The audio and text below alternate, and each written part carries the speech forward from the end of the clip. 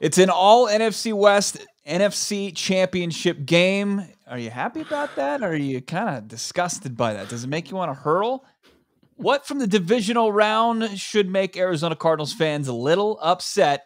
We play a little game of let them walk or bring them back. It's Bo Brack. It's Alex Clancy. It's Locked On Cardinals.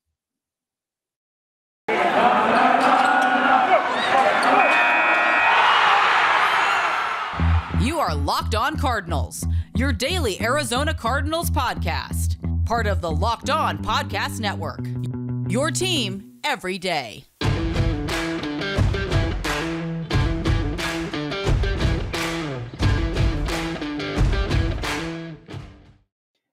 After the wild card weekend was a complete letdown, the NFL divisional round completely redeemed the NFL with some games. Just an incredible weekend of play, and we'll break down some of that, but mostly how it pertains to the Arizona Cardinals. It's Bo Brack, Alex Clancy. Make sure you're following along on Twitter at Locked On AZCards, at Bob Brack, at Clancy's Corner. Thanks for making us your first listen. You know we're free and available on all platforms. If you're just tuning in for the first time, thank you so much for checking us out. We're your one-stop shop for all Arizona Cardinals news, information, opinion, what we think they should do this offseason. It's right here. That's where you're going to find it, right here on Locked On Cardinals. Thanks for making us your first listen, your first listen. How about that? It's an all NFC West, NFC Championship game. The conference championship date is set, and the San Francisco 49ers, back from the dead 10 weeks ago, all the way to play to get back to the Super Bowl. And then Matthew Stafford, Cooper Kupp, and that Los Angeles Rams team could have died. And they under a minute to play, they get 3 points up on the board to beat the GOAT, Tom Brady, and advance from the divisional round to the NFC title game and the AFC matchup as well. I think my takeaways as far as the AFC is concerned, if you're an Arizona Cardinals fan, you should be a little upset about the progress of the Cincinnati Bengals and how they have surpassed the Arizona Cardinals in that. We'll get into that in a little bit. But Alex, as far as the NFC title game matchup goes, how do you are you a little nauseous looking at it, or do you say, hey, it's the best division in football, we kind of expected this? It's one coach that has elevated his team in Kyle Shanahan, and one who, they escaped by the skin of their teeth against Tampa Bay. But if it weren't for a couple Cam Akers fumbles, this game would have been a blowout. And Cam Akers fumble on the goal line, and then Cam Akers just, sets a 14-point swing there. It makes me think about the future. Like, what is the best outcome for the Cardinals? If San Francisco wins the Super Bowl, that means they're not gonna. They're gonna ride with Jimmy G for another year. You wouldn't think that they would start Trey Lance after they win a Super Bowl. You would think at least. So I'm thinking maybe that's the best route if somebody in the NFC is going to win. But then if you look at the Rams, it's like there's so many guys that just want to win a ring that they may just disperse after this is over. You'll keep your Aaron Donald, keep Jalen Ramsey, Matt Stafford will come back. Cooper Kupp is going to get paid like. He's owed 2 years. He's owed more. He's owed less money in the next 2 years than DeAndre Hopkins is owed next year. So, they've got this weird dynamic of guys that went there to win a ring, OBJ, etc.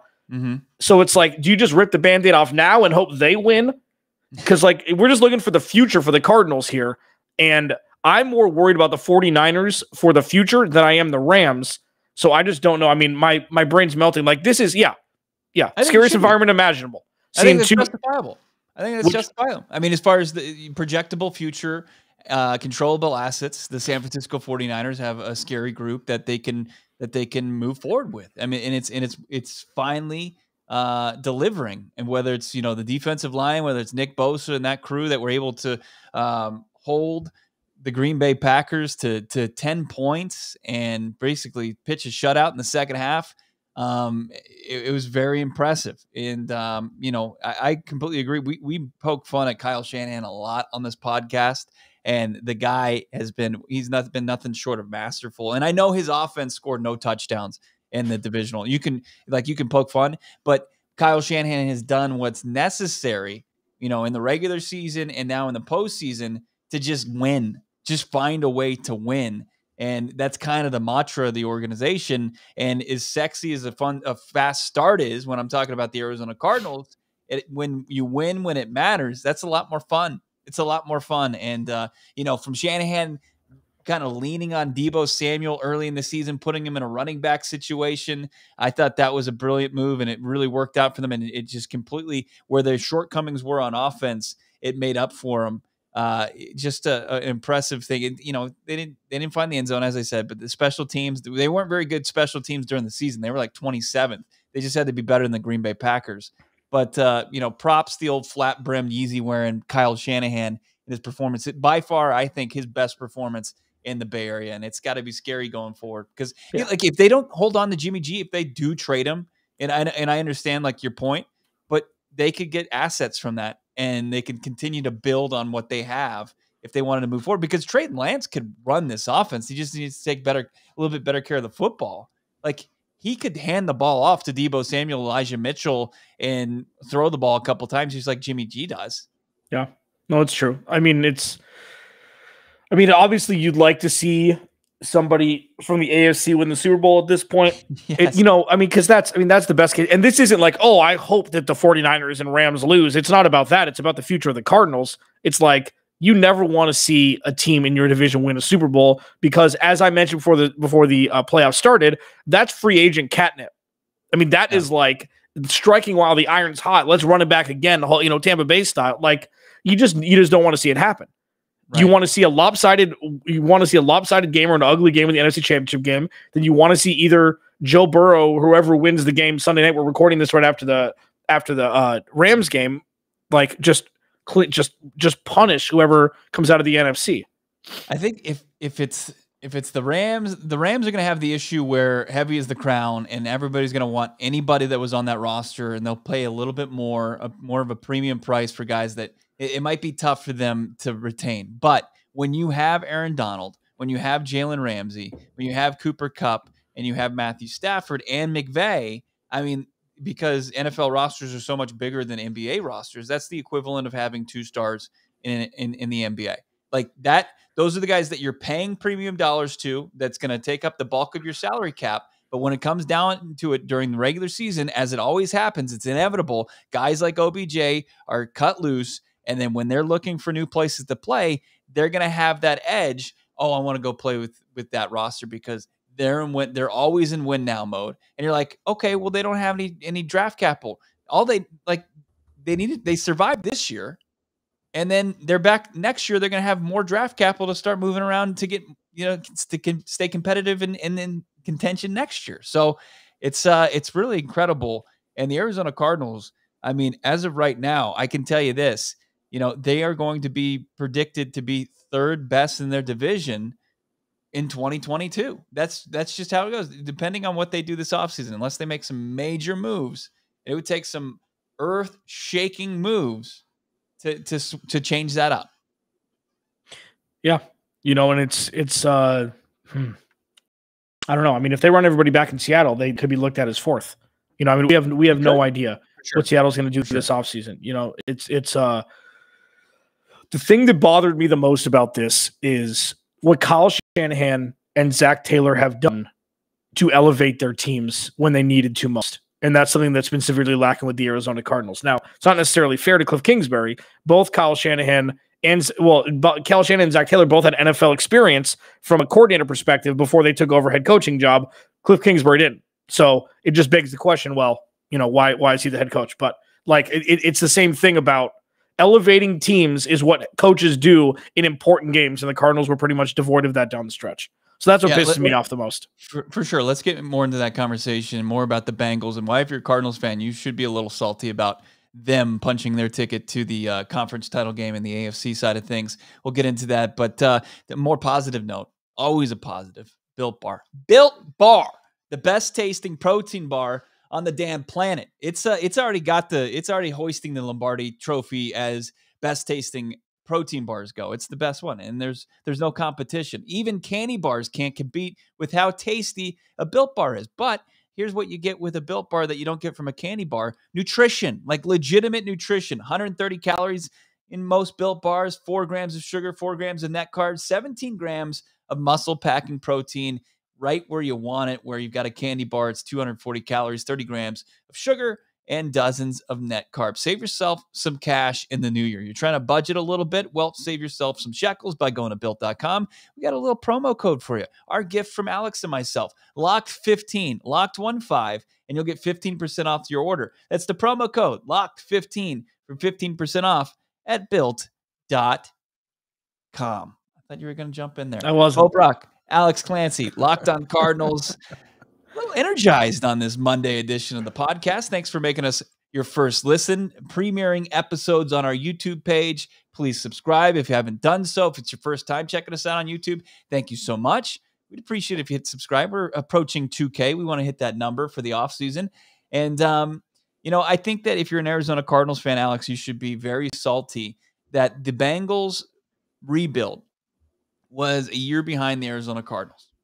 They had the number 1 pick the year after the Arizona Cardinals had the number 1 pick. Of course, the Cards used it on Kyler Murray, and then the Bengals take Joe Burrow, and they hired new coaches the same year in 2019. Zach Taylor comes off of Sean McVay's staff in LA. Both these coaches, offensive backgrounds, both got the bump because they exchanged text messages with Sean McVay. That was enough in the interview process to get hired, and both were on the hot seat going into the 2021 campaign, and both kind of cooled that down a little bit. And then one was able to do it and then some in Zach Taylor.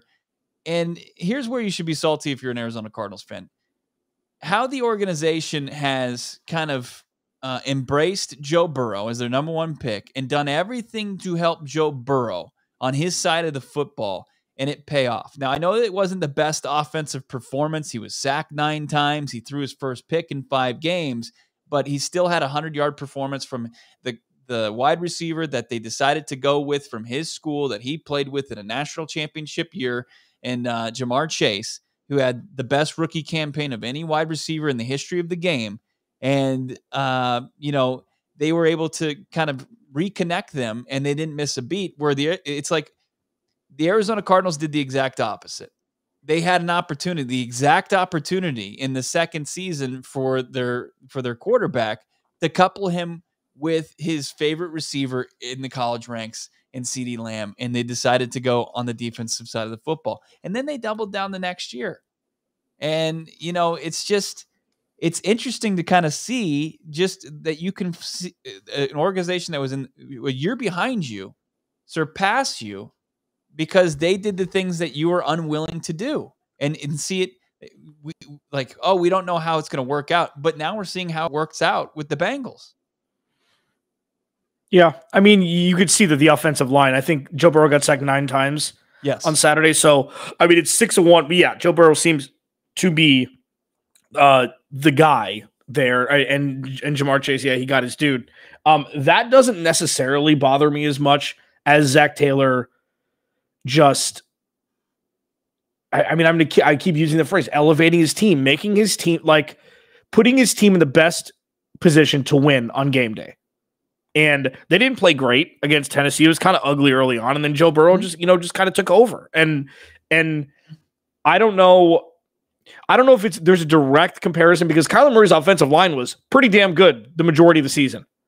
And it was pretty damn good. Aside from when Rodney Hudson was out with COVID, DJ Humphries was out for a game. Like, the ability to adapt, I think, is more on Joe Burrow than it is on Zach Taylor. But Zach Taylor overall, and that organization that is looked as one of the more maligned organizations in NFL history, they don't want a playoff game in 30 years or something. Like, of my lifetime, yeah. Of my lifetime, they've been the punching bag of the league for the most part. I mean, yeah, and they look like the new wave in the AFC North. And it's coaching. But it's really like, I just don't think I don't think it's all coaching. I think it's an organization thing, and it also, a lot of the credit should go to Joe Burrow. To be able to overcome being sacked 9 times and be able to still get that offense in spots to win a football game in a tight contest. A lot of credit to him. Very confident kid. But, when you look at what he's been, outside of the offensive line, they gave him the playmaker. And then on the defensive side of the football, the Bengals had a big gap in their defensive secondary, like the Arizona Cardinals did this past offseason. And the Bengals aggressively signed free agents to just retool that defensive secondary, and it worked out. They made big plays in that game. They picked off Ryan Tannehill 3 times in that game.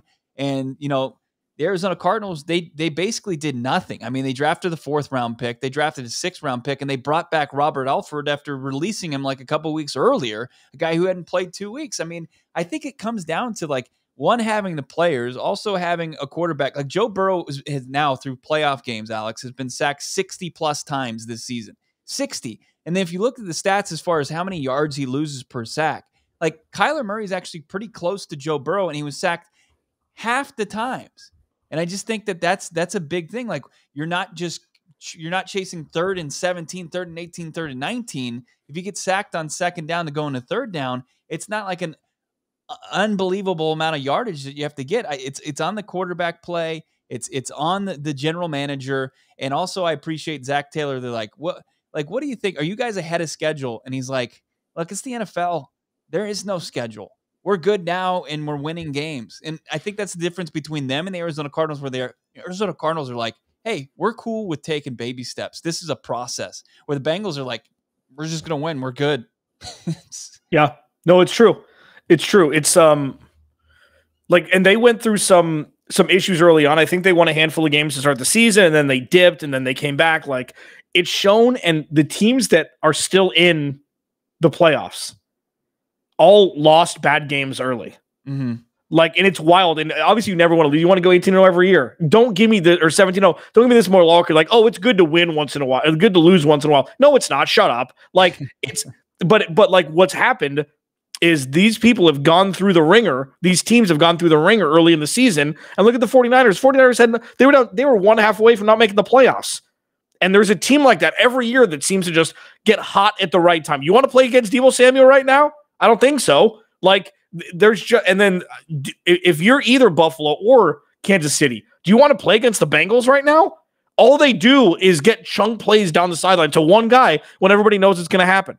Like, the Cardinals have, after that Chicago win, had 0 redeeming qualities the rest of the season. And I feel like that's an absolute statement. And that goes back to leadership, institutional control, and just that's a systemic thing. And it's been like that. Can you name, and like the resiliency, we said that a lot, that word down the stretch, like this team, as far as the Cardinals went, they're not resilient. When we saw the Niners and the Bengals and all these teams that are just scratching and clawing, we even saw it with the Bucks. I mean, they were down, what was it, 27-3 at one point? They scratched and clawed back, where it's like the Arizona Cardinals got down and they were out. Like, they were out. There was, and as you mentioned, like down the stretches, like, can you name one Arizona Cardinal that had a good second half that maybe was equal to or better than their first half? Like, can you name one? Maybe Rodney Hudson, but because he's been, but like it's harder to quantify that. It's harder to quantify that, but no. Maybe like you can say like Antoine Wesley, but he didn't play in the first half. Yeah. And he was a non-factor. It's just that those are issues. Those are big time problems. And, when the Cardinals got down, and as a fan base, as an organization, the team, you can see that they're like, it's over. This game's over. They've lost this game. You thought that was changing against Green Bay, on Thursday Night Football, and it still got away from them. But the rest of the season, there just wasn't any kind of fight in this team that we've seen from these teams that played in the dance this weekend. And that's a big issue. It's not necessarily like, watching your significant other that you just broke up with date somebody else, like in real time. It's not directly like that, but it's like, it just pours definitely more salt in the wound. Like, yeah, the Rams were the better team out of the 3 games that the Cardinals played against them. The Cardinals whooped on them in the first game, but then that was like, that's not happening again. So It's looking like at this point, unfortunately, as we watch, the Rams played really well today. They had 4 turnovers and they still won the game. Yeah. And say what you want about Antonio Brown being gone and Chris Godwin being gone. That's still a top 10 offense with Tom Brady there. and they just took care of business, and they were ready to play. The Cardinals took off the last six games of the six quarters of the season. Yep. Like what we watched with the Rams, what it reminded me of was the Cardinals against the Seahawks, where the Bucs are the Cardinals and the Rams are the Seahawks, and the Bucs took off the first half. They came back to make the game close, but it didn't matter. You can't win football games when you take off a half of football. And I'm sorry, this isn't piling on. This is just reminding people why the Cardinals are where they are. I'm sorry if you don't like it. You can unfollow me on Twitter. I don't care. I'm going to explain what I think is the reason why the Cardinals aren't still playing in the playoffs, and that's why. It's Steve Keim, it's Cliff Kingsbury, and it's a team that did not play well after their bye week. That's why. The Arizona Cardinals have a ton of impending free agents coming up. Let's play a little, should we let them walk, or should the Arizona Cardinals bring them back? Let's get into that conversation real quick here on a Monday edition of the podcast. But Cards fans, got an incredible app that anybody who buys gas needs to know about. We're talking about Get Upside. Our listeners are making up to 25 cents for every gallon of gas every time they fill up. Just download the free Get Upside app in the App Store, Google Play right now. Use the promo code TOUCHDOWN and get a bonus 25 cents per gallon on your first fill up. That's up to 50 cents cash back. Don't pay full price at the pump anymore. Get cash back using Get Upside. Just download the app for free. Use the promo code TOUCHDOWN. Get that 50 cents per gallon cash back on your first tank. Some people who drive a lot, they're making upwards of $200-$300 a month in cash back, and there's no catch. The cash back gets added right to your account. You can cash out anytime to your bank account, PayPal, e-gift card for Amazon or other brands. Just download the free Get Upside app and see the promo code TOUCHDOWN. Use it, and you get that 50 cents per gallon cash back on your first tank. That's the promo code TOUCHDOWN. Pretty bitter loss for the Bucs. Of course, the Arizona Cardinals is the bulk of their former coaching staff, Bruce Arians. We'll see what his future is. I would imagine he's probably going to run it back. Todd Bowles, we'll see if he gets any head coaching jobs. Did his idea of what he should do against the guy who had nearly 2,000 yards receiving and just let some safety cover him one-on-one. Cooper Kupp burnt toast for setting up the game-winning field goal there with under a minute to play, and Tom Brady and crew go down. You know, that's we had the interview for Arizona Cardinals DC Vance Joseph. He went with his former team that he was a DC for before he was the head coach of the Broncos. You got to hope if Vance Joseph does get a head coaching job that it happens soon, because there's a lot of, you had Wink Martindale, who was fired by the Ravens. He's another guy. Mike Zimmer's out there, who's a good defensive mind. You've got Brian Flores, who hasn't signed as a head coach yet. There's a lot of good defensive-minded guys out there, and you just got to hope that if they don't get head coaching jobs, the Arizona Cardinals know, what their status is at DC before some of those names get gobbled up. Yeah, this is the perfect time to, this is a yard sale for coordinators, for overachieving coordinators, overqualified coordinators. All these head coaches that, they got fired would make excellent coordinators. And yeah, it's the same thing we talked about Brian Daboll and Eric Bieniemy last year. Like, Daboll's going to be swooped up this year. That's it. Especially if they win the Super Bowl. It's like, you know what? He's like, I'm good. Josh Allen, cool. He's going to be swooped up. And it's unfortunate, because I think that's a guy that you would trust to run this organization, in my opinion, at least. With Vance, yeah, I don't know. I mean, I feel like the offense put him in a bad spot the majority of the year this year. Sure, they weren't great against the run, and that was something that wasn't really fixed all year. But they also were the reason why they scored so many points per game in the first 7 weeks. One of the main reasons why, giving the offense short fields. I just don't know. I don't know. It's an interesting case. It's kind of like Cliff. It's like you don't really know what you're going to get until you see it. And I mean, he's never been a head coach with a quarterback. I mean, he had Trevor Siemian and Paxton Lynch and, crapbox quarterbacks over there. So he never really had a chance. Defense was always fine. So I don't know. I honestly would not mind if Vance Joseph took a job. I mean, good for him. I do think he didn't get a shot, but at the same time, I don't think he made the adjustments based on his personnel. And I don't think he had the personnel to really make any adjustments with down the stretch. And when you see a lot of the teams that are having success in the playoffs, it's on that side of the football. They're keeping their teams in games. It was all during the divisional round. offenses were sputtering and struggling, and the defenses were winning games for most of those teams. And I think he's good. He's fine. But there's even Vic Fangio's out there who's run a more successful defense than Vance Joseph. I wouldn't mind to see a change. I still am interested to see, a head still has to roll for how things ended. And I don't know what it is. There's conflicting reports about meetings that didn't happen, and intense meetings, and Michael Bidwell is pissed, but we still haven't heard anything. And I just don't like organizations need to be swift with these moves. Like, you can't drag your feet on these. Like, you have to be able to take advantage of the full talent pool out there, so you can get the best guy available for the job. And I just think when you drag your feet and you just try to do this game where you're going to be thorough, but then you still pull off the move that fires somebody, it just puts you in a bad spot. It just does. And then you're scrambling. And then it's like you never had a plan to begin with. And they've done that at the quarterback position. They did it a couple years. They did it at the head coaching position. It's just learn your lesson. Like, that's why I feel like when this team fired Steve Wilkes after 1 year, and they sat there and said, hey, we're taking responsibility for this, but we're not going to answer any questions. We're just going to we're going to sit here for this many minutes, we're going to answer these questions, tell you that we screwed up, but we're not going to tell you how we screwed up and how we're going to change things. And it's like that accountability still doesn't exist in this organization. And that's a big time issue. This sucks. All right, real quick. I don't want to start over. I don't think they have to start over. They just have to start making positive moves. They need to start developing depth. They need to start giving themselves a chance. They need to start to they need to continue to develop their franchise quarterback, because. And where does that start? Where does all that start? It starts with your general manager. Well, and it starts with drafting well. Yeah.